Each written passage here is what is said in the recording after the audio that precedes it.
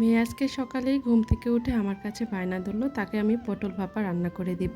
ঘরে যেহেতু পটল ছিল না তাই একটু বাইরে গেলাম, ভাবলাম সেখান থেকে কাজ শেষ করে একটু বাজারে যাই। আসার পথে মিরপুর 6 নম্বর কাঁচা বাজারে গেলাম। ওইখানে মোটামুটি সবকিছু খোলা আছে, তবে বেশি দোকান খোলা নেই। এখান থেকে শসা, পটল, ধনিয়া পাতা আর লেবু নিয়ে আসলাম। পটলের কেজি 100 টাকা হওয়াতে এই জন্য আধা কেজির মতোই আনলাম। এইটুকুতে আমাদের একবেলা হয়ে যাবে। পটল ভাপা তৈরি করার জন্য নারকেল বাটা, ধনিয়া আর কাঁচামরিচ একসাথে বেটে নিলাম, সাথে এখানে একটু সরিষা বাটা দিলাম।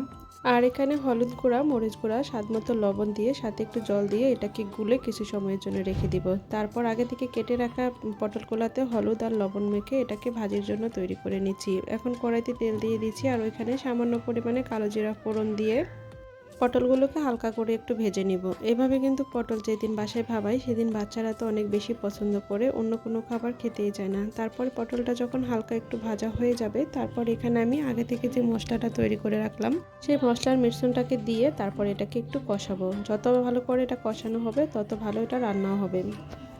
1 থেকে দেড় মিনিটের মতো মশলা আর পটলটা কষানো হয়ে গেলে সামান্য একটু জল দিয়ে দিব, তারপর এটাকে আমি ঢেকে দিব। তো এখানে রান্না করতে করতে সুস্মিতা চলে আসলো আর সে আজকে অনেক বেশি খুশি, তার পছন্দের রান্না আমি করতেছি। আসলে বাচ্চারা অনেক সময় অনেক কিছু আবদার করে, তবে সময় এবং সুযোগের জন্য সবসময় সব কিছু করে উঠতে পারি না, তখন একটু খারাপও লাগে। তো আজকে এই তো ওর পছন্দের এই রান্নাটা করে দিলাম।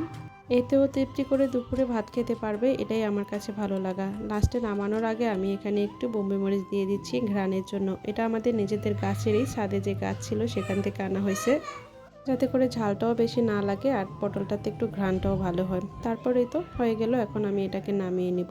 তো আজকে দুপুরে পটল ভাবা, সাথে এখানে শাক, মাছ আর এখানে বেগুন ভাজি ছিল, এটা দিয়েই দুপুরের খাবারটা খাবো।